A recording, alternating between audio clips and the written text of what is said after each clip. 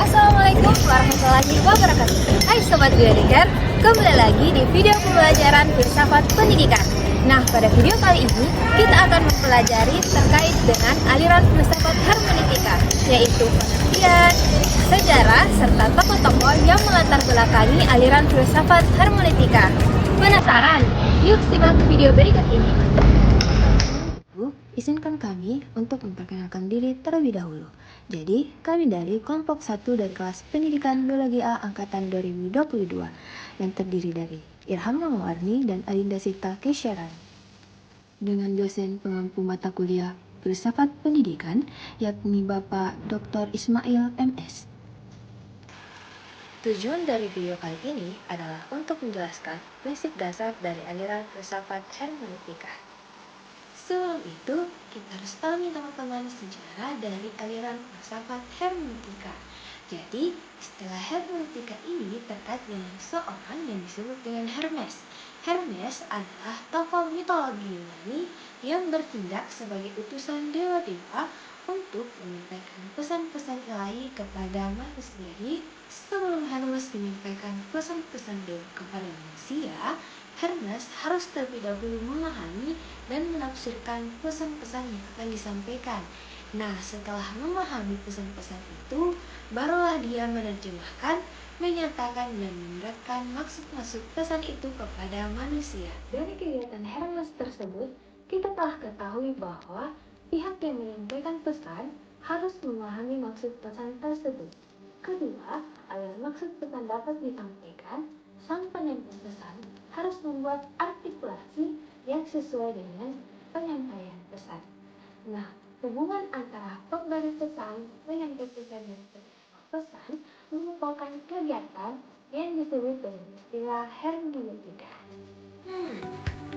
Jadi, apa sih aliran filsafat hermeneutika?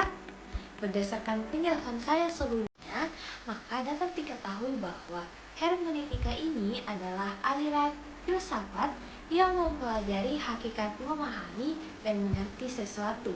Dengan kata lain, hermeneutika adalah proses mengubah sesuatu atau situasi ketidaktahuan menjadi tahu atau mengerti.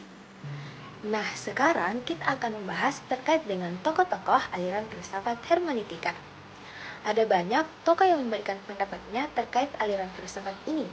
Namun, 4 tokoh ini berhasil mencabut jiwa raga atau pemahaman filsafat dunia kuno, tradisi agama, dan skolastik menjadi ilmu mandiri yang disebut dengan hermeneutika. Nah, sekarang yuk kita bahas. Tokoh yang pertama yang akan kita bahas yaitu Friedrich Daniel Ernst Schleiermacher pada tahun 1768 hingga 1834. Nah, Friedrich Daniel Ernst Schleiermacher ini adalah seorang filsuf teolog dan sarjana Alkitab Reformasi Jerman yang karyanya menjadi bagian dari fondasi hermetologi modern.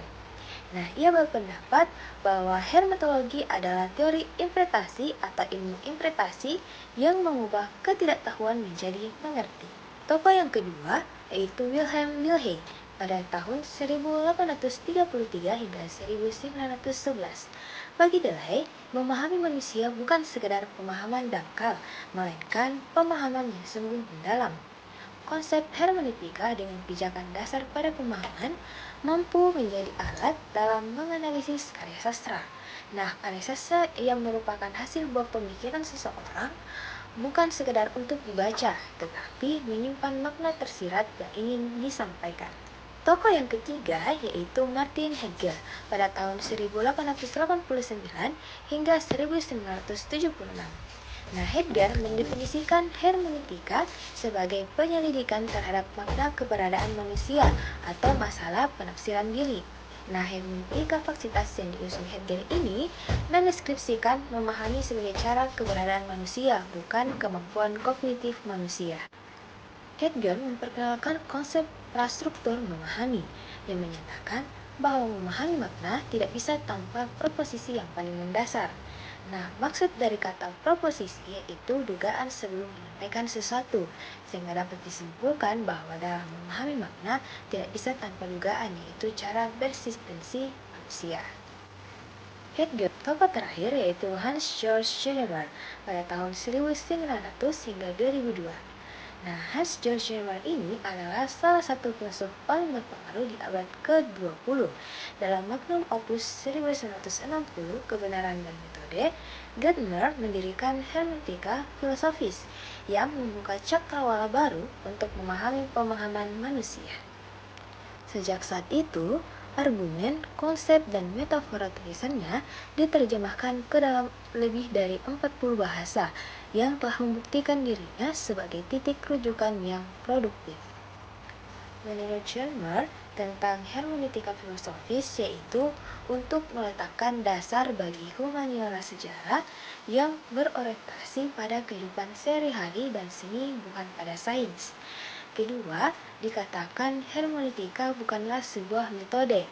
Nah, bagi Gardner, teologi dan jurisprudensi adalah model yang bagus untuk praktis penerapan teks normatif. Dan disinilah letak pendekatan yang menunjukkan bahwa pemahaman tidak dapat dipisahkan dari efek penerapannya.